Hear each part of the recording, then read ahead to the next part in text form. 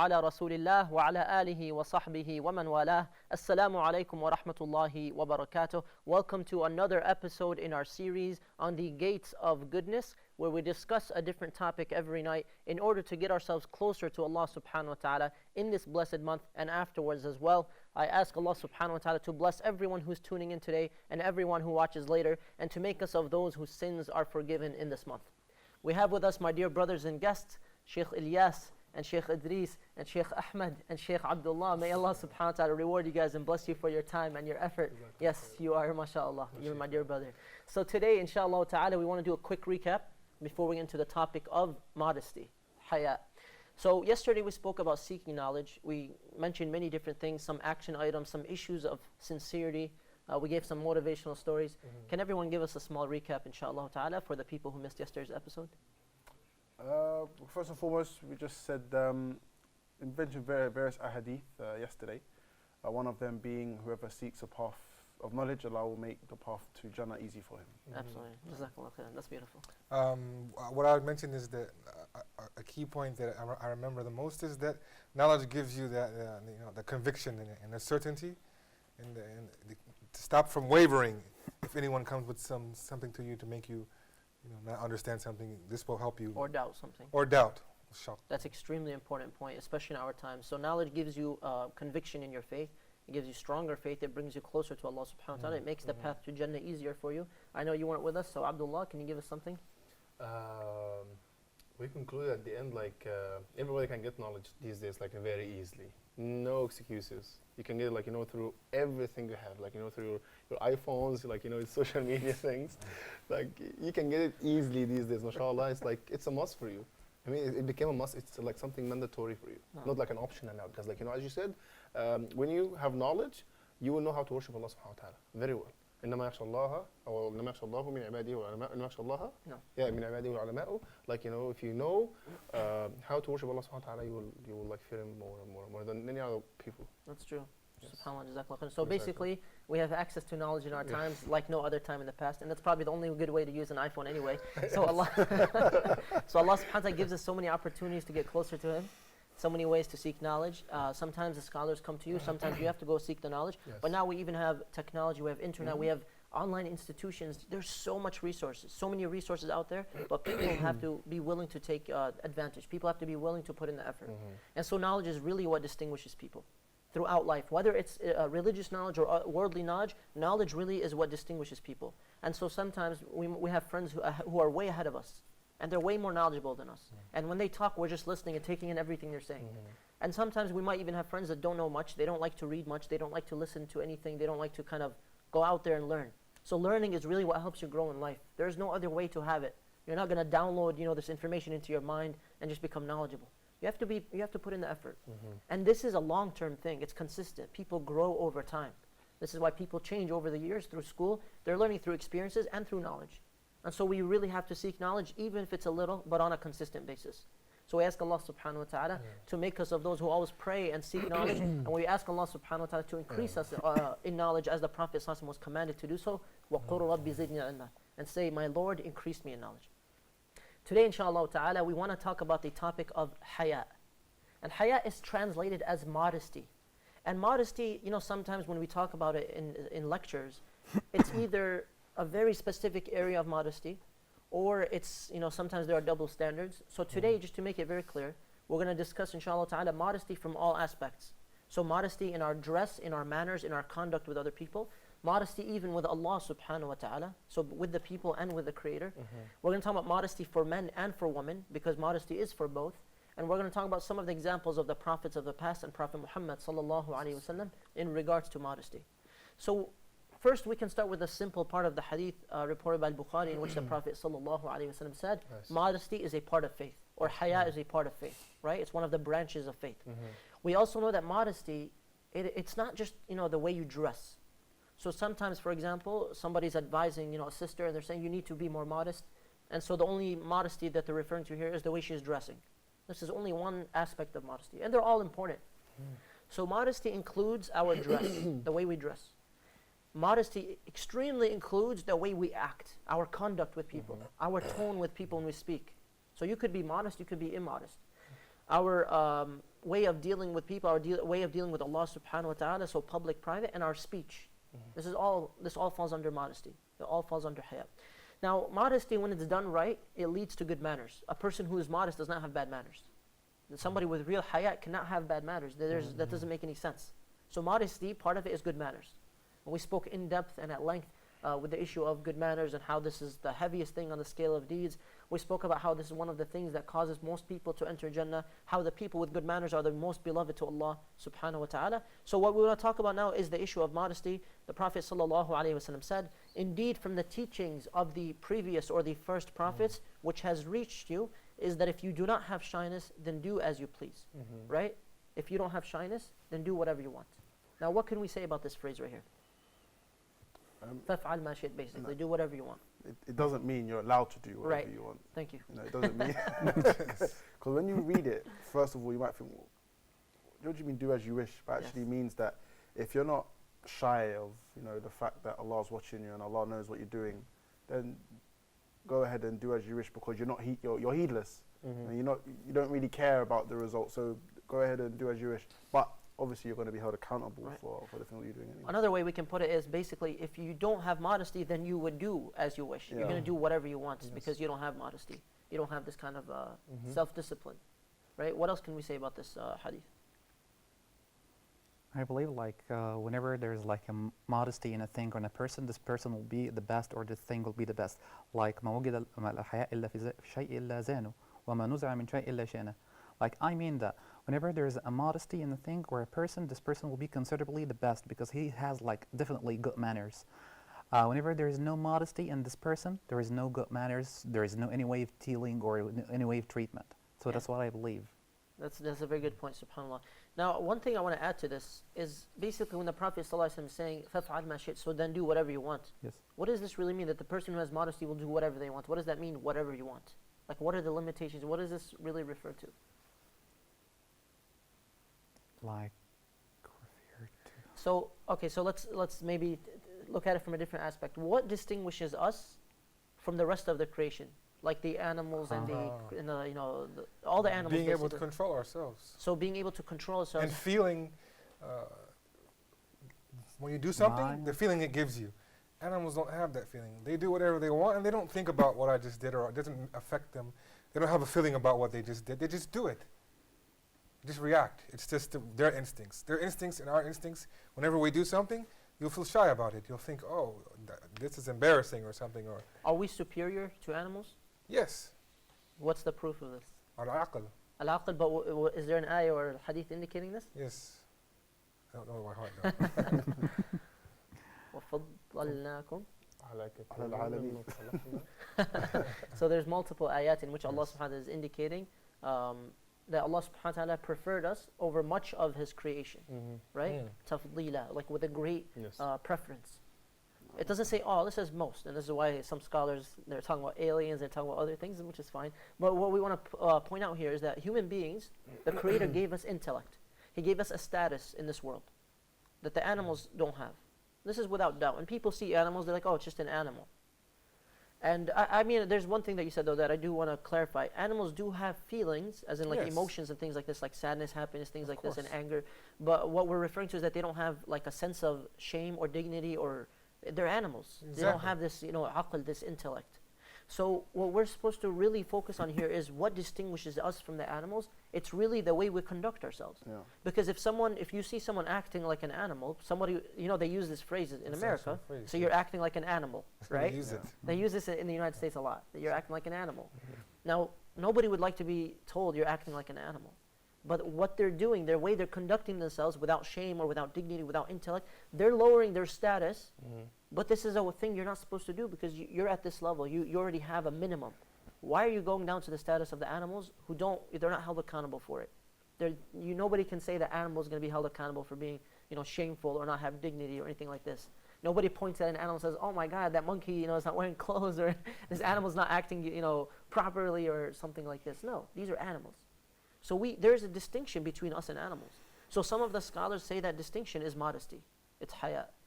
And so the more haya you have, the farther away, the greater the distinction between us and the rest of the creation, which is primarily the animals. So the Prophet ﷺ said, I advise you to be shy towards Allah subhanahu wa ta'ala in the same way that you are shy towards a pious man from your own people. What this means here is, imagine the Prophet sallallahu alaihi wasallam is amongst you. Would you act the same way around him as you act with other people, or when you're by yourself? And so obviously everyone always says, no, I would be different. And we would be. If Rasulullah sallallahu alaihi wasallam was amongst us, we'd be different. If a great scholar of our times is with us, we would be different. If a pious person, even someone who's not a scholar, but we know they're very pious, very righteous, when they're next to us, we will act different. So try to have shyness towards Allah subhanahu wa ta'ala, modesty with Allah subhanahu wa ta'ala in the same way. Because Allah subhanahu wa ta'ala is has more right upon us than this person who's amongst us, the pious person. Furthermore, the Prophet sallallahu alaihi wasallam told us that every religion has its characteristic, something that sticks out. He said the characteristic of Islam is haya, it's modesty. This is reported by Muwatta. So we have examples of some of the Prophet sallallahu alaihi wasallam. We have examples from the Sahaba. We have examples from previous prophets. And there's a famous story in the Quran in which it's mentioned, and the word haya is even used, or rather ala istihya, right? So which prophet was this? Musa. Musa alayhi salam. Can one of you share the story with us? Yeah, brother. I'll just tell you briefly, because it's a long story. Nah, and just summarize. the gist of the story is that when Musa left his land because of the dealing of the accidental killing, Yes. he was in a new land, and he saw, these two women who had this flock of sheep they were trying to take to get water. But the men were there, and they didn't leave them any room. They just kind of like were taking over the place, letting their sheep. So they were waiting and waiting and waiting, and he could see that their face was distressed. So he went up to them and he asked them, "What's the matter? What's wrong?" I'm paraphrasing, of Yes. course. And they told him, our father is old, he can't do this work, and our brother's not able to do it either. So they went he asked them what happened. So he went and took their sheep, took it to the well, let them drink, brought the sheep back, and then he left. Yes. And took refuge under a tree. Oh. So the story goes on further, and He made dua at that point, he right? made dua that he's in need of because of his Give me situation. What was the dua that he made? ربي أوزعني You should know this dua. يا رب أوزعني أشكرك No. وهي ربي إني لما أنزلت لدى إلي من خير فقير. إلي من خير فقير, Yeah. right? So this dua, it's funny because a lot of times people are like, oh, Musa alayhi salam, he made this dua, and what happens afterwards? Got married. He got married, Got right? married, yes. So a lot of single people, a lot of single people memorize this dua. Like, oh, this is the dua Musa alayhi salam used, but I mean the whole context of the story matters here. Yes. So to add on to what you said, Musa alayhi salam took care of something. He helped someone, those two daughters of Prophet Shu'aib alayhi salam, and then he left. He didn't stay and like flirt and talk and like, oh, so he just left. When he left, he went, found some shade, he sat down and he started making dua. Rabbi inni lima anzalta ilayya min khayrin faqir. I am in need of anything that you basically will send down to me. So after this happened, what happened? One of the daughters of Shu'aib came to him, right? Eventually, one of them After came she to went back to the home, her Right. father So they sent her left. back. They took care of their sheep. They Yes. left and everything. And they spoke to their father. And then one of them came to him. And in the ayah, it's mentioned that she was walking, right? Modestly. على استحياء. تمشي على استحياء. Yes.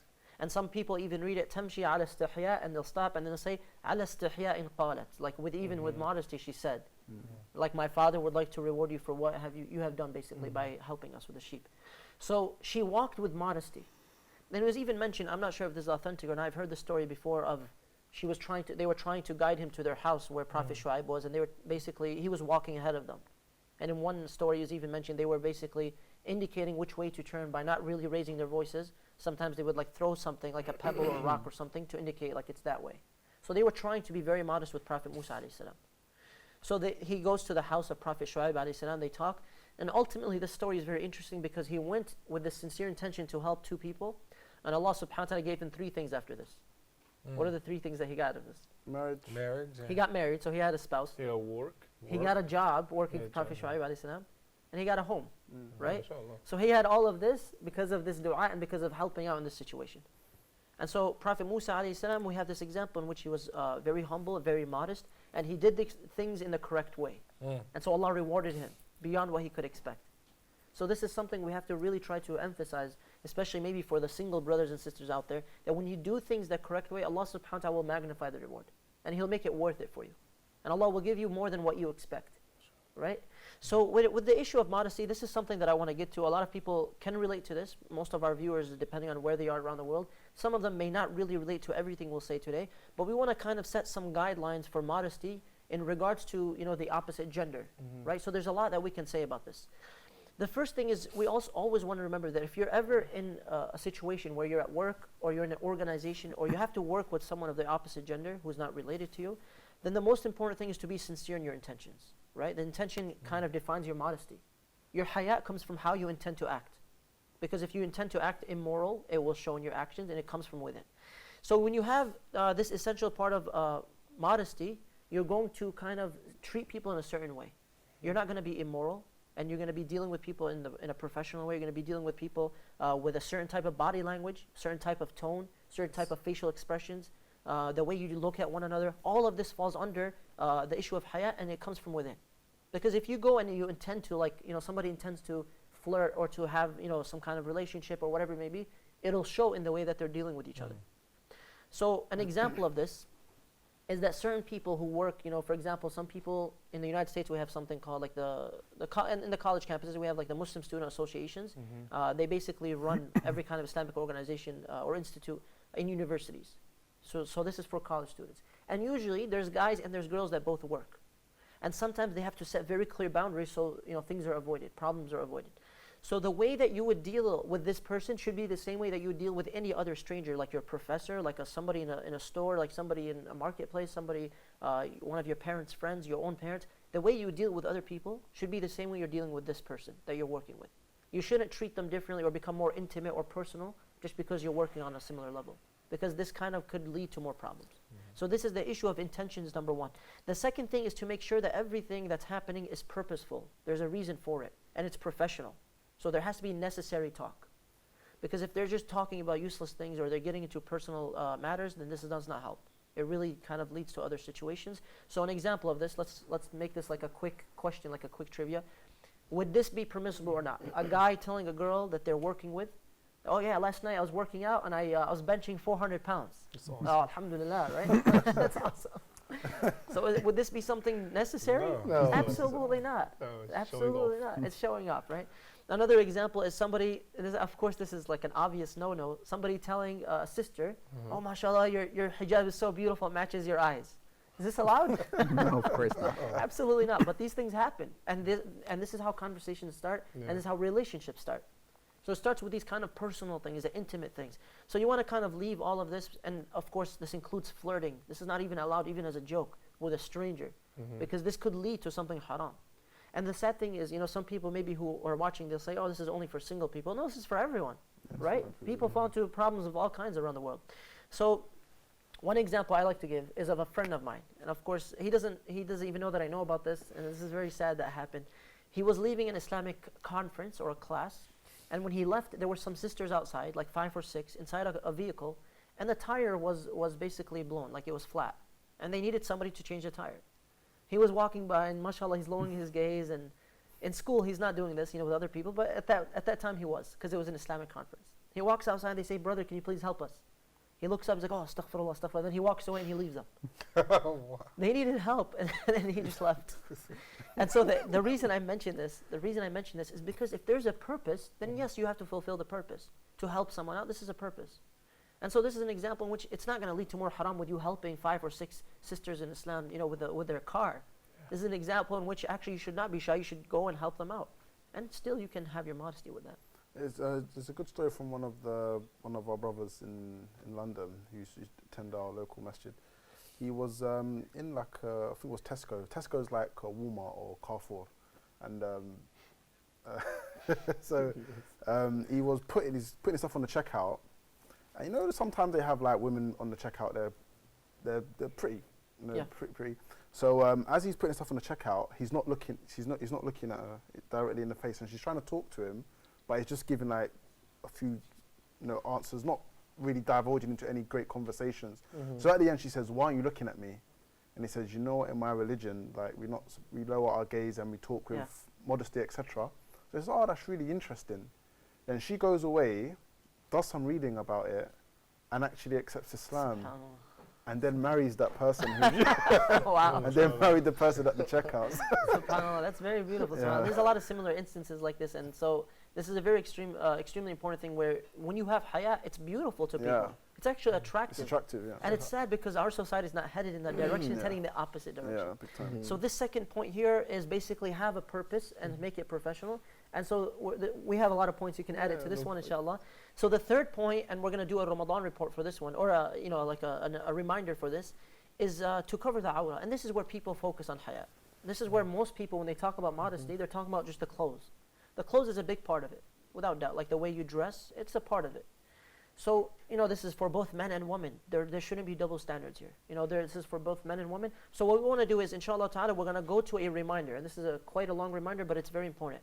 When we come back, however, we want to add one thing to the reminder, and then we want to give a few points of advice to both brothers and sisters regarding haya, regarding how the Prophet ﷺ conducted himself, and some of the issues related to even men and Facebook and social media and things like this. We will talk about that, inshallah ta'ala. So what we'll do is we're going to go to the Ramadan reminder about modesty, inshallah ta'ala.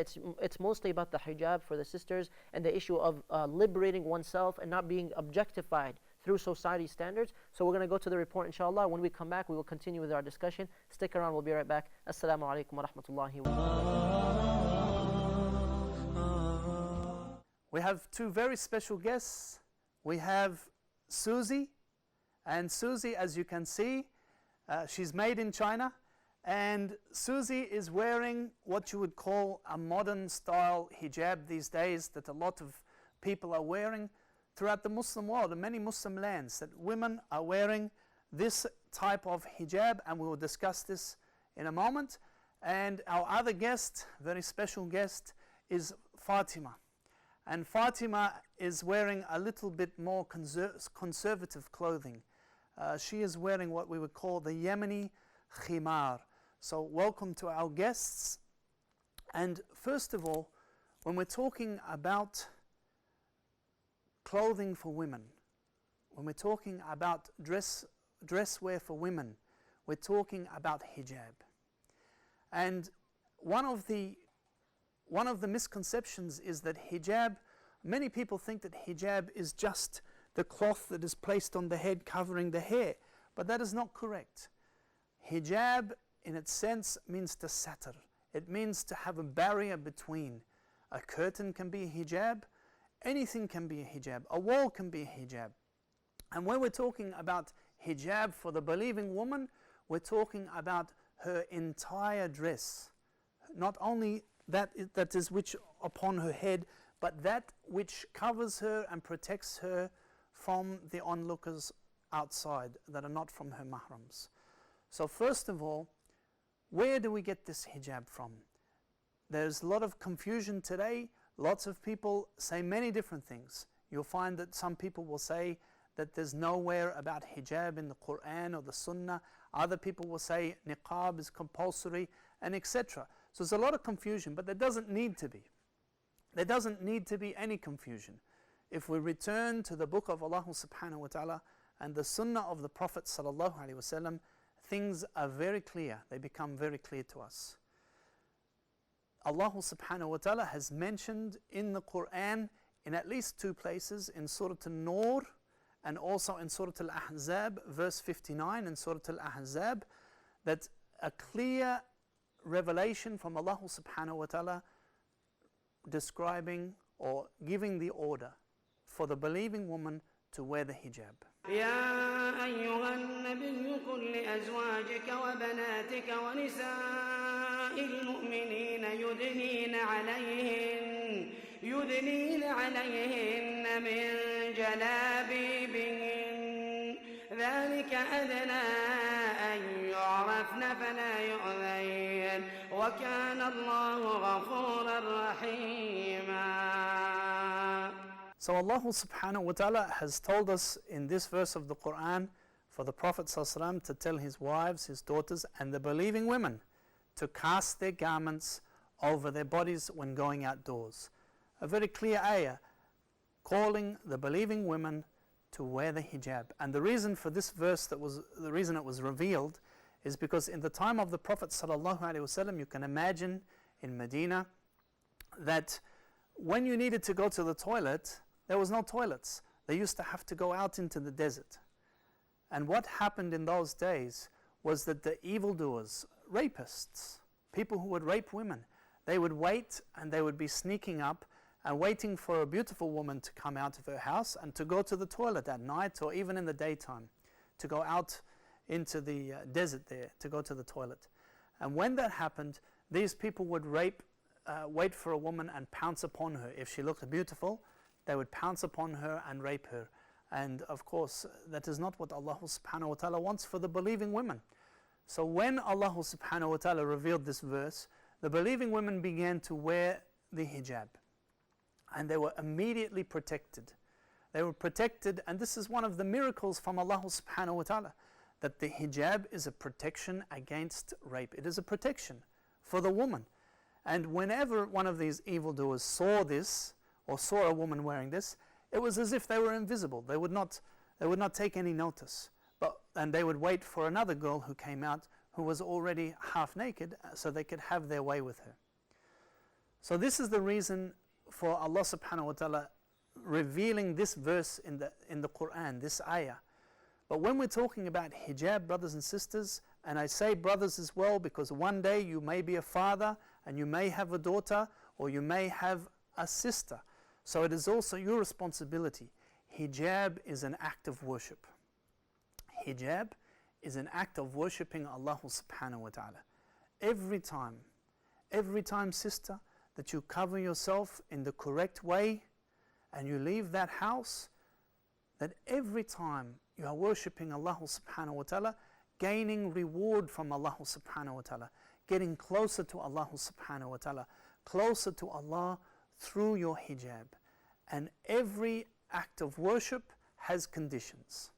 If we look at prayer, prayer has conditions. Fasting has conditions. You have to start before the Fajr prayer and finish at Maghrib. You can't just fast whenever you like. Also, as hijab is an act of worship, it also has conditions. So let's take a look at the conditions of the hijab. The first condition of the hijab is that it covers the entire body, except for the face and the hands. We've said this, except for the face and the hands. There is different of opinion amongst the scholars whether that is correct. There are those who will say no, it must cover the entire body, including the face and the hands. And then there are those who will say except for the face and the hands. We don't want to get into that difference of opinion at the moment because there's not the place for that. But we will say the first condition is it must cover the entire body. It must cover the entire body. The second is that the material is not see-through. It is not good enough to have a hijab that you can see the hair underneath, or to be wearing a dress that you can see the skin underneath. For this has not met the conditions of hijab. Number 3 is that it must be loose-fitting. The hijab must be loose-fitting, and the shape of the body must not be apparent. Loose-fitting, not tight. Many today you see people wearing, or women wearing tight clothing, and you can see the shape of the body. This is not acceptable. A condition that it must be loose-fitting, it cannot be tight. Number 4 is that there's no decorations upon it to attract the man's eye. Some of these little decorations that they place these days, immediately the man begins to look. This is another condition, that it must not have any decorations to attract men. Number 5 is that it must not be perfumed. It must not have perfume on it. It is haram, and in fact Allah subhanahu wa ta'ala curses the woman who leaves her house and she wears perfume. So the thob, the dress must not have perfume. Also, it must be a thob, or it must be a dress that is worn not showing off. When I say not showing off, you cannot buy a unique dress that, and I'm talking about going outside doors. You cannot buy a unique dress that was $150,000 that has some diamonds upon here, and this, that you're wearing it for showing off. Because whoever wears a thob or a dress showing off in this life, they will not see it in the afterlife. They will not wear that thob, a beautiful thob in the afterlife. Number 7 is that it must not resemble the clothing of men. It is not permissible for a woman to wear the clothing of men, and it is not permissible for a man to wear the clothing of women. For Allah subhanahu wa ta'ala has also cursed those people who cross-dressing, for this is not permissible in Islam. Number 8, that it must not resemble the dress of the disbelievers. Specific dress for the disbelievers, that the dress of the believing woman must not resemble this. And the last condition is that it has no crosses or no pictures with souls. When we say pictures with souls, pictures of faces, pictures of anything along those lines that would have a soul in this life. Can have none of this and no crosses at all. And not only crosses, but other symbols that represent other people's religions. It could be a pharaonic symbol. The pharaohs had a religion. So it could be any of those symbols. Any of those symbols is not permissible. And if you cover these 9 conditions, then you have yourself a hijab that is worshipping, that is helping you to worship Allah subhanahu wa ta'ala every time you leave your house. Now let's take a look at our 2 guests. If we don't mind there, Susie, if we can just start with you. We want to take a look and to see, has Susie met the conditions of hijab? Now the first condition, we said that it covers the entire body. So let's take a look at Susie's. You can see here that the neck is open. She has covered most of the body, but the neck is open, so she has to get an X for this. I'm sorry, Susie. The next is that the material is not see-through. Material is not see-through. This is not see-through, but wait a minute. This hijab here is see-through. I can see through it. I can see her head. So she gets another X. I'm sorry, Susie. I'm sorry. The third is that it must be loose-fitting. Loose-fitting. Well, you cannot see, you have to be able to not see the shape of the body. And I'm sorry, but I can see the shape here, and very much I can see the shape on the legs. So we're going to have to give Susie another X. It must not be perfumed. I just excuse you for a minute, Susie. I think there's some perfume on there. I think Susie's put some perfume there. I'm sorry, Susie, but we're going to have to give you another X. Another X. It must not be worn for showing off. This is pretty average clothing, pretty ordinary, and you could wear it in the house for your husband, but not out on the street. But we could say that let's give her a tick for this, that she didn't wear it for showing off. It must not resemble the clothing of men. Well, we could say, and I'm sure there are those who would say that the jeans are the clothing of men, but they are women's jeans. So let's give her a tick for that and say, okay, she's not wearing the clothing of men. Although the way she has tied her hijab is similar to the way that I have mine tied. So we would let's give her a cross. I'm sorry, Susie. We're going to have to give you another X there. I'm sorry about that.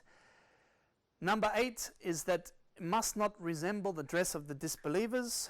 Well, let's be fair and say that this is not a dress of the disbelievers, and let's give her a tick for this. And it must not have any souls, any crosses or any pictures with souls. And she has won with that one, so she has got another tick there. So if we take a look at the account of Susie, we can see that she has many crosses. Even one cross, brothers and sisters, even one X there means that you have not fulfilled the conditions of hijab. And Susie has lost in many of those conditions. So let's take a look now at our other companion here, our other guest, Fatima. And excuse me there, Fatima, if you don't mind. We take a look here at Fatima. Fatima is wearing what we would call a Yemeni. A Yemeni is from the south of the Arabian Peninsula. And this is a black khimar on top of a black abaya. Let's go through and see what she has, if she has passed the test of a hijab that is following the conditions of hijab. Number 1 is that it must cover the entire body. So if we take a look, it is covering. I cannot see any of her body. This is great. She's got a tick for the first one. This is one of the most important ones. The second one is that the material is not see-through. If you don't mind there, Fatima, we'll take a look here. And clearly, we cannot see any skin or any hair upon Fatima. So clearly she has passed this test, that the material is not see-through. And while I'm on that point, a lot of people say, well, must we wear black? Do we have to wear black? The answer is no. You don't have to wear black. The Sahaba and the women of the Sahaba used to wear different colors at times. It is related that Aisha radiallahu anha used to wear yellow or had worn yellow at a time. Why do women wear black? A lot of women like black, and black in fact is the lightest material to use that is not see-through. So people often think that black means hot, but in fact black means coolness, because in able to have a hijab that is not see-through, if you were to use white, you would need to use a very thick material, because white is a very see-through material. But black, as you can see, this is a very thin material and it is not see-through. So that is why a lot of people wear black. But it is not compulsory to wear black, and I repeat that. The next one is that it's loose-fitting. Let's take a look at Fatima, loose-fitting. If we take a look here, we cannot see the shape of Fatima's body at all, not her legs, not her breasts, nothing. So this is clearly, she has passed the test on number 3. Number 4, that it has no decorations upon it attracting men. Some of those shiny little butterflies that they put on, and the man's walking and, whoa, does this have any of them? No, it doesn't. So she's got another tick. The next is that it must not be perfumed. So if I can have your permission there, Fatima. Alhamdulillah, Fatima has not put any perfume upon her dress. So she has passed this one. It also must not be worn for showing off. And it doesn't look like it, but this is something also that can be based on your intention. It can be with your intention. Sometimes when a woman puts on a dress like this, she might feel that she's better than other women. And when she does that, she begins to wear it for showing off. So be very careful of your intention. When you're wearing a dress like this, wear it for the sake of Allah subhanahu wa ta'ala and nothing else. So we'll give her a tick for, we cannot judge her intention, but let's say that she has not done it to show off. So we'll give her a tick for that one. Number 7 is that it must not resemble the clothing of men, and I'm pretty sure she's passed on that one. It must not resemble the dress of the disbelievers. Well, I haven't seen too many disbelievers wearing this dress, so she's passed on this one. And it must not have any crosses or pictures that contain souls upon it. And if we take a look, there's no crosses on there and there's no pictures. So clearly, our guest Fatima has passed the test. And unfortunately for Susie, we're going to have to make some changes. Susie has lost in many areas. She has not covered the whole body. Her clothing is tight. Even it's see-through. Even it was perfumed. So there's many areas that we need to work on with Susie. And if any of us, if any of believing sisters out there can see themselves in this condition, then we need to make a change. We need to make a real change in our lives. And the best time to make that change is now. Don't wait. Make that change for Allah subhanahu wa ta'ala. And you, when you leave your house, you will be gaining rewards just by the way you dress. Reward from Allah subhanahu wa ta'ala, getting closer to Allah subhanahu wa ta'ala. Hijab, sisters, wallahi, hijab, you have a very great opportunity for sisters out there to get close to Allah subhanahu wa ta'ala, in obedience to Allah subhanahu wa ta'ala, by wearing the correct dress. And when you leave your house, that you know that you're doing something for Allah subhanahu wa ta'ala, and you're being rewarded for every step that you take. You're being rewarded every second that you are out there. You're being rewarded by Allah subhanahu wa ta'ala, getting closer to Allah subhanahu wa ta'ala for the dress that you wear. How can we fix up Susie? Well, Susie, I think the best way that we can fix her up for now, and Susie needs to make some serious changes in her life, the best way is that we take this here and we will quickly place this upon Susie.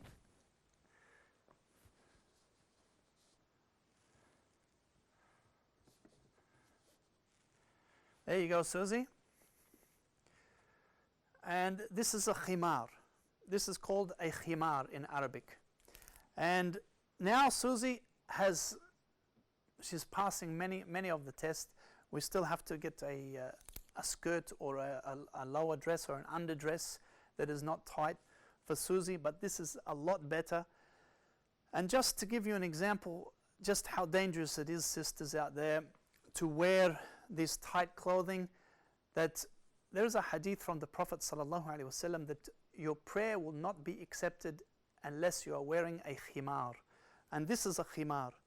So this is when we're talking about the least amount of clothing that you have to wear is this when you are praying. If you were to pray in the condition that Susie was in before, then unfortunately you have not even met the conditions of prayer. One of the conditions of your prayer is that you wear something that is loose, something that is a khimar. And this is a khimar. We do have ones that are longer, that go down past the legs. And this is great. And these are quite comfortable, I have heard. I haven't tried them on, but I have heard by my wife and other women that this type of dress is very comfortable. And this is pleasing to Allah subhanahu wa ta'ala. And that is the most important thing. So I thank our guests for coming along, Fatima and also Susie. And congratulations, Fatima. May Allah subhanahu wa ta'ala continue to give you rewards every time you leave. Sisters out there and fathers and brothers, take notice of what we have done today. Take notice of what we have learnt and begin to put it into practice now. Let's plant the seeds of change of our new life worshipping Allah subhanahu wa ta'ala in the right way, getting closer to Allah subhanahu wa ta'ala. Sisters, wallahi, you have the best opportunity to get rewards from Allah subhanahu wa ta'ala just by obeying this hijab and walking out in the street, and you will be gaining rewards, getting closer to Allah subhanahu wa ta'ala. And let's all try and get closer to Allah subhanahu wa ta'ala, especially now in this time of year when the gates of paradise are open. The gates of paradise are open. So let's make that change. We welcome you and more. Assalamu alaikum wa rahmatullahi wa barakatuh. Welcome from the lengthy reminder about the hijab. May Allah subhanahu wa ta'ala allow us to benefit from what we hear. And may Allah subhanahu wa ta'ala allow us all over the world to allow us to have this modesty in all senses of life, whether it's our dress or our speech or our conduct with other people. So we were saying before this reminder that we have the issue of covering the awrah as one of the parts of modesty, right? And this is just one part. There are many parts to covering, to awrah or haya. So when it comes to covering, what is the awrah for men? What is the modesty requirement for men in regards to dress? From the belly button to like the knees. Okay.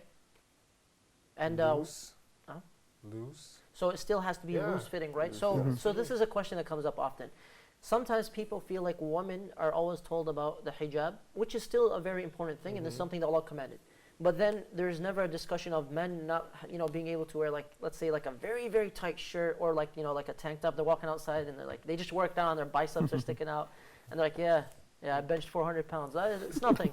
Tomorrow 500. I'm gonna go get my protein shake, right? So what can we say about this issue? Because there are double standards here. Because is it just women or is it just men who are told to lower their gaze in the Quran?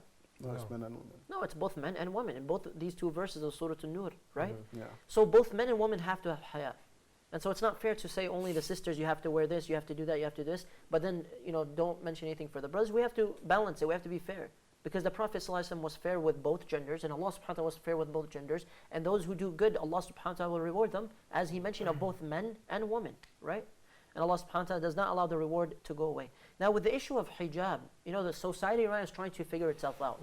Morality the moral compass is messed up in so many countries, especially in the West. So there's no real sense of morality. Where does it come from? So we could have laws that are laws and we have to follow them, but then the law might not agree with something that's ethical or moral. And this is every country in the world. We have problems like this. So when it comes to the hijab, hijab is a liberating thing to prevent you from becoming objectified. And haya, this modesty that you have, is what distinguishes us human beings from everything else, all the rest of the creation. So both as men and women, when we embrace haya in the right way, with our manners, and with our clothes, and the way we deal with one another, society will improve greatly. So people are trying to figure out problems to society, but they don't realize Islam has all the solutions. Because Islam did not just come from Rasulullah sallallahu alaihi wasallam, rather it came from Allah subhanahu wa ta'ala, the Lord of the worlds. And Allah, the one who created us, knows what's best for society. So the hijab is best for society. Hijab meaning the cover, and this is not just the headscarf, right? So it's the cover for women, and even for men to have a sense of haya in the way they dress and they act. So this is the third point that we were talking about. There was a very funny story in which my mother actually told me this. There was a woman standing in line wearing, wearing a abaya, like a complete cover, and she was wearing a headscarf, and she was dressed modestly. So the kid that was standing, the kid that was being held by the mother, a non-Muslim mother, right behind her in line at the cashier. The little kid's turned around and is looking at the Muslim lady. And he says, Mom, is that Mary, the mother of Jesus? The mother's like, where? And the mom looks like, no, that's a Muslim woman. She looks like Mary, the mother of Jesus. Because when they're trying to portray her, they portray her covered up. Yeah. Subhanallah, and that's because of the sense of modesty. And even, in the United States, modesty changed in the last 100 years. With media, I studied media as my undergrad. With media, in the last 50 to 70 years, modesty completely changed. And the way women dress, and even men, the way they dress and act, completely changed. So subhanAllah, society is going in one direction, and Allah subhanahu wa ta'ala is telling us that this applies to every place. Now, one thing we should mention with the hijab is we all agree, and this is unanimously agreed upon, that it's mandatory for women to wear the hijab, and they should take this step forward before the month of Ramadan ends if they don't already have it, because this is a trick of shaitan to hold people back. But with the issue of hijab, there are small, minor issues that change from culture to culture, right? For example, in the United States, in some cities, it brings more harm than good to wear hijab in a certain way. But as long as the awrah is completely covered and the clothes are loose enough to not identify the parts of the body, this is sufficient, inshallah. So this is the issue of covering up. The fourth issue that we were talking about with haya, with the opposite gender, is to make sure that there's no khulwa, right? So what does that mean? Seclusion. Seclusion, because if there are two people who are together, That person is shaitan. the third is the shaitan, right? And That's sadly, correct. this is very common. So you don't want to be somewhere where you could lead to more haram or to more harm for yourself. So this is a very long issue that leads to many other problems. A lot of people come to the masjid, they complain about their problem. I'll ask them, how did it start? It goes back to the beginning. There was some sense, some place where they were alone and they talked privately. And so this led to more things. And sometimes it doesn't, sometimes it does. Does it the same also apply for social media? So subhanAllah, that's the last point we had on this, which is cyber khulwa, right? Although now we know that everything is being watched. So there's not really two people, even like the NSA is probably the third, Allahu Alam, and the government's the fourth, and shaitan's the fifth. But we have all of these people who are talking in private. It could lead to more harm, absolutely. And so there's, it's very hard to give a blanket statement, and we don't want to give a blanket fatwa on this issue, but everyone has to be careful. You have to be really careful because something could lead to something else, and this happens a lot. Something that starts out innocent could lead to something worse. So we really all have to be very careful with this. Point number 5, we really don't have to elaborate on this, is no touching, right? In some places, they hug, they handshake, they do all this. You have to kind of, go through society, figure out your way without falling into this trap. And this is something that could lead to more harm, Allahu Alam. Number 6 is lowering the gaze. This is something that we've spoken about in depth. We really don't need to talk about it too much. Basically, when you lower your gaze, as you said earlier, the brother was lowering it, this is more respectful. Some people, they'll look at it as a shady thing, or this is not part of our culture. A person has to figure out what they want to do, how to get through it without falling into the traps of shaitan. Because shaitan would like nothing more than for us to constantly be staring, right? And again, this is for both men and women. The next point is the issue of speaking in a decent manner. So, and by the way, on this point of lowering the gaze, we have an example from one of the Sahaba, right? He was very handsome. Remember, he was with the Prophet ﷺ, they were out traveling, and then he looked and he saw one of the beautiful women that was traveling with them, and he was staring. So Rasulullah ﷺ kind of like looked at him, and then he very gently, he was very gentle with his approach. He just kind of like turned his face away like from the woman that he was staring at. So the Prophet ﷺ like kind of turned his face away. So the Sahabi looked forward, and then he looked at the woman again. Prophet ﷺ noticed again, he turned his face away. He did it 3 times, then the Prophet ﷺ advised him. And so when you want to identify somebody who's coming or somebody who's walking, then yes, you can look to see and then you look away. And that's the first glance that everyone talks about. Some people make a joke and say, oh, that first glance is going to last for a long time. No, that's not how it works. It's just to identify, right? But when it comes to people talking to us, our professors, our teachers, our colleagues, people in the stores, we should still try to have as much haya as possible, try to lower our gaze as much as possible, because this is something that leads to more good than destruction. Wallahu a'lam. Number 7, and the last thing we'll say about this, the 7-step plan for having, boundaries between us, and we have some action items as well, inshallah, is to speak in a decent manner. To speak in a decent manner. A lot of times sisters don't realize when they talk, the way they talk matters. Brothers, when they talk, the way you talk matters. Your tone identifies something that's in your heart, your intention. Are you talking for an intimate reason?